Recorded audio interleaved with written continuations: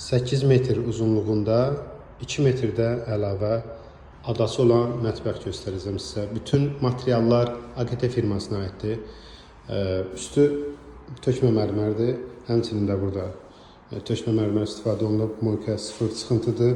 Yəni moyka altdan quraşdırılıb təbii ki. Fartuq hissəsi də həmçinin. Mebelin bütün perimetrində gizlin işıqlar var. Həmçinin də gizlin qulplardan istifadə olunub. Çox səliqəli bir görüntü alınıb burada. Sol hissədə bizim şkaflar var, içində çəkməcələrimiz var. Burada gizlin qab yuyanımız var. Kargodur. Burada bizim 3 dənə çəkməcəmiz var. Biri gizlin çəkməcədir. Bunda da həmçinin çəkməcəmiz var. Aspirator hissəsini göstərim sizə, altdan quraşdırılan görünmür. İç hissəsi də səliqəli şəkildə belə quraşdırılıb.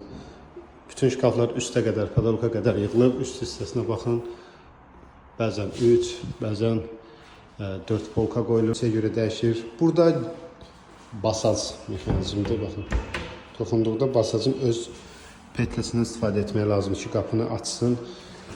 Blumun tandem boksları, bütün mexanizmlər Blumdur bu arada. Blumun tandem boksları. Burada da çəkməcəmiz var, şkafımız var. Şkafı da baxın. Ada hissəsində 4 ədəd uzun çəkməcəmiz var. Bunlar da təbii ki Blumdur. Çox səliqəli şəkildə incə işçilik olub burada. Xeyirli olsun. Allah arzusunda olan hər kəsi nəsib eləsin inşallah. Burada da bu arada belə bir rozetkamız var.